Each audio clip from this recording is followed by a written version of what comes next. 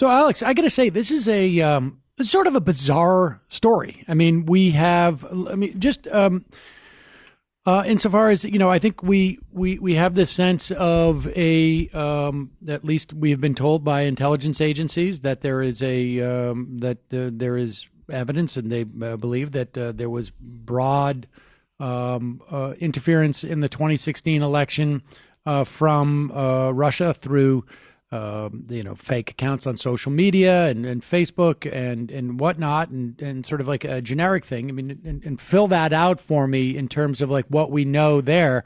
But this is a story of a sort of more targeted, I guess, campaign by Russians. Give us the broader picture, and then we'll drill down into this sort of like targeted demographic.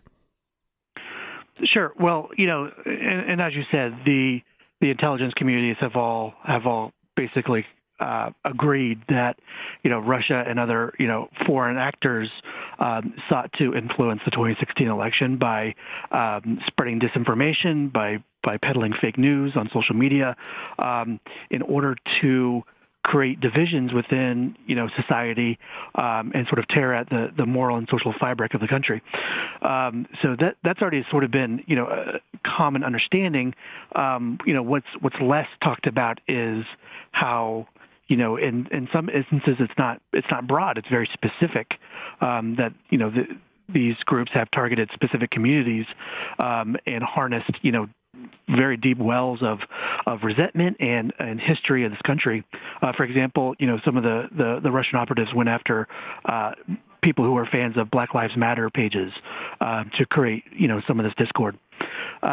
So the story focuses on a years-long effort on the part of Kremlin-linked groups, and also just any number of countries, whether for a financial motive or just a chaotic one, to sort of tear the fabric of American institutions. What a lot of these groups have focused on is the legitimacy and respect that Americans have for veterans and the military. So what's sort of interesting in this takeaway, in this study by Vietnam Veterans of America over the last 2 years, they basically found that these groups were driving a wedge between veterans and the communities they live in by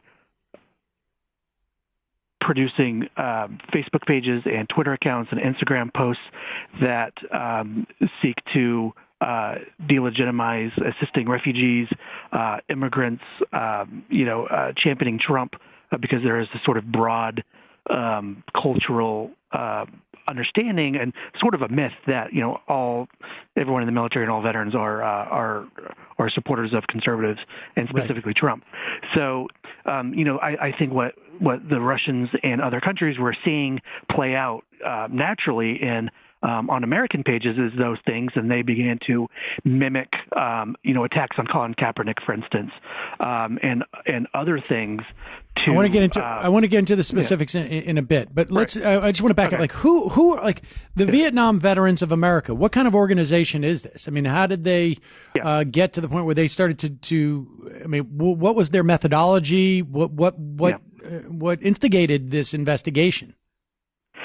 Well, so Vietnam Veterans of America is what's called a congressionally chartered veterans group, and they're mandated by Congress, and they're responsible for advocating for veterans for benefits and to have a voice within Washington.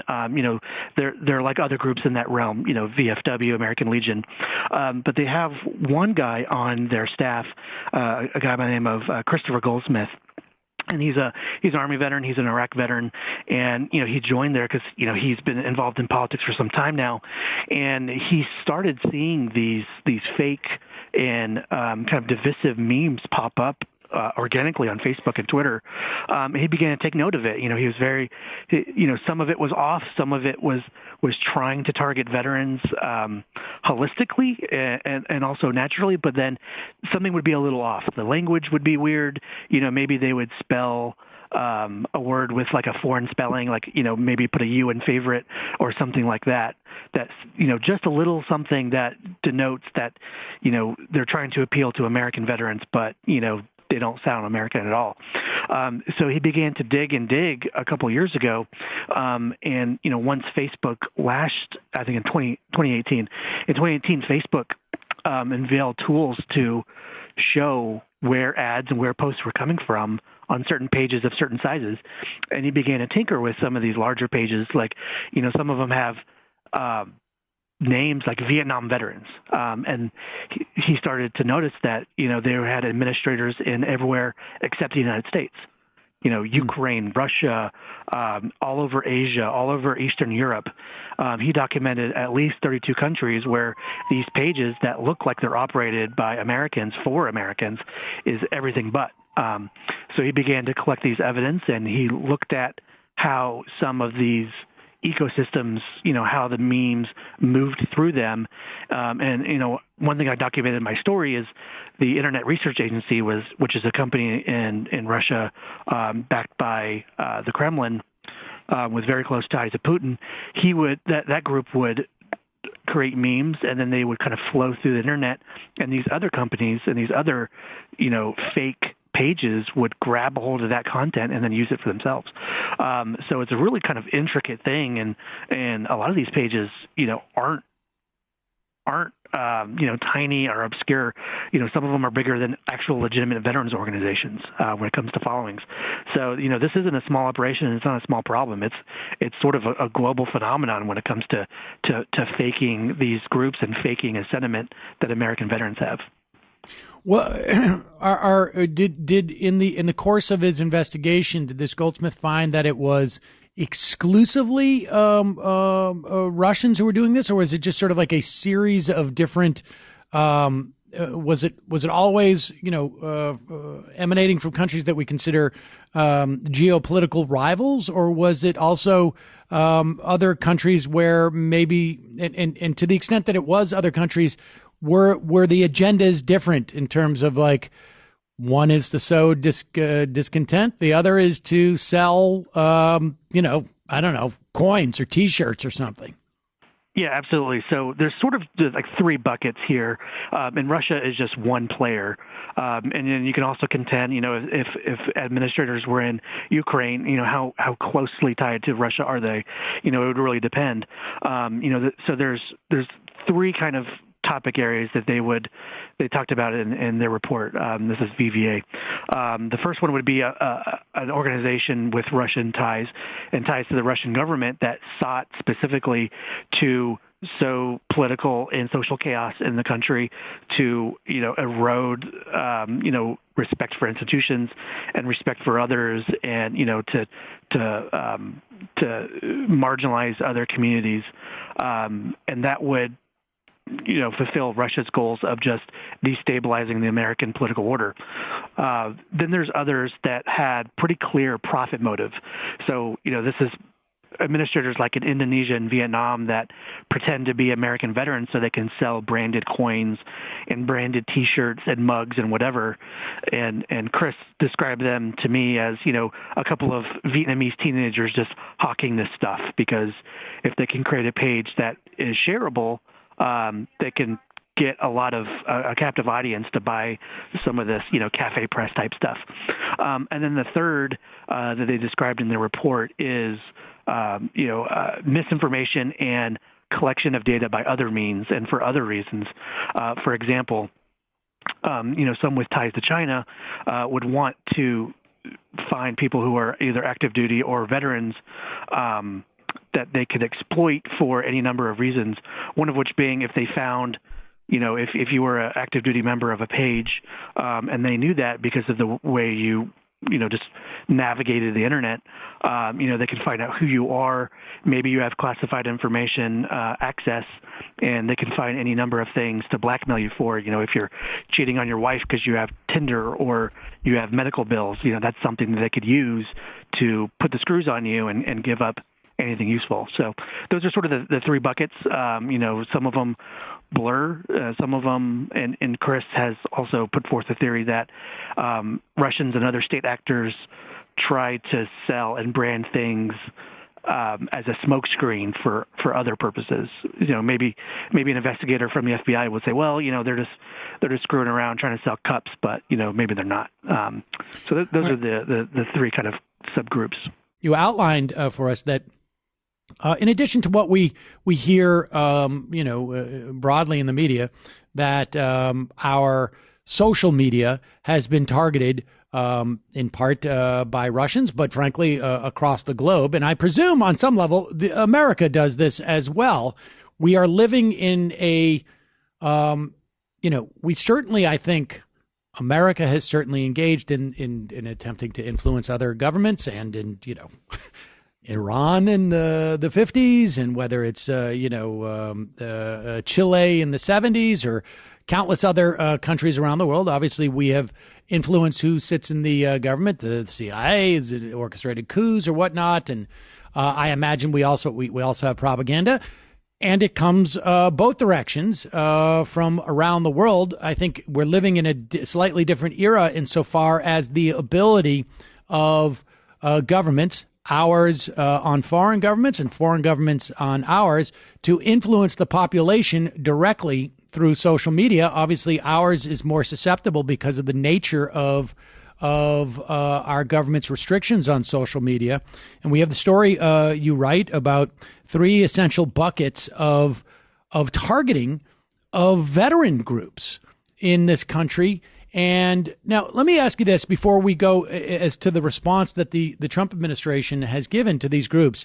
It is this is a result of a study essentially by the Vietnam Veterans of America, which is a government chartered group, and a specific employee there, Goldsmith, who looked upon this. When you, and I know obviously there may be some conjecture involved in here, but is this being replicated in other demographics? In other words, like are housewives as a demographic, or stay-at-home dads as a graphic? Insurance salespeople as a demographic being targeted, or are veterans specifically singled out because of their relationship to the rest of society, or is this something that's just outside your purview at this point? It's a little bit outside the purview, but I will say this: I think there is a pattern of Russia and other countries exploiting weaknesses or long histories in this country, and veterans are just a part of that. Service members and veterans are a part of the country, and they're distinct, but they're also just part of daily life. So I think what they're looking to do is a couple different things. The first thing is, where are those ripple effects that could happen, and they look to American discourse as taking their cues. A lot of this stuff mimics how conservatives and liberals sort of talk already. So a lot of memes that Russia and others have produced focus on Alexandria Ocasio-Cortez. They focus on Nancy Pelosi and Trump and Black Lives Matter and progressive attitudes and belief systems, and also conservatives. They play on the true American Texan stereotype and farmers in the Midwest fighting the government. It's all kinds of ways that you would see just Americans turn on Fox News or MSNBC. You'll see the same things. It's just almost like a funhouse mirror version of some of those things. But so there are groups other than veterans that are targeted, but I think, and there's evidence to back this up, that veterans and service members enjoy an unprecedented level of social respect among Americans, that many turn to. I'm a veteran myself. They turn to us for wisdom when it comes to military action or on the American social order. I think that's already kind of ingrained, and Russia and other groups have sought to exploit that. Just turn on your TV and former General so and so and Lieutenant Colonel so and so is talking about the Iran strike, or someone says, well, Petraeus says that, and therefore we should kind of respect that opinion when it comes to military action. And also, veterans study after study have enjoyed the highest amount of respect among institutions, of course, more than Congress, more than the media, more than anyone else. So, other countries know that. And that's why they've directed so much attention and resources to influencing them. All right. So, Alex, we have just about 90 seconds left here. Sure. And the Vietnam Veterans of America went to various government agencies, the Trump administration, and said, hey, we got a problem here because our people are being fed misinformation. What did they want the government to do, and what has the government done? Just like I say, 90 seconds or so. Yeah, so I'll give you a laundry list of places they went and then I went to for comment: the Pentagon, Department of Veterans Affairs, the White House, U.S. Cyber Command, the FBI, the Office of National Intelligence. And none of them could really tell me, this seems to be a whole of government approach. Or you would think none of them can really tell me who has the ball, who has the lead when it comes to responding or producing an effort, because, any number of those agencies would have responsibility for either instructing veterans on what this looks like. That VA might be that part. Cyber Command might be responsible for attacking some of these pages if they show nefarious connections, like they have done for the Internet Research Agency. Director of National Intelligence might be interested in coordinating responses with other agencies. And the FBI could look into international crimes that occur when these pages are ripped and identities are stolen. But no one felt the need to tell me what they were doing or kind of update Vietnam Veterans of America of what they were doing. They haven't reached out to them for help, them being VVA, even though Chris Goldsmith is sort of the expert here in this realm. Yeah. So there's been no communication or coordination with them, and all those agencies have known this for almost 2 years now.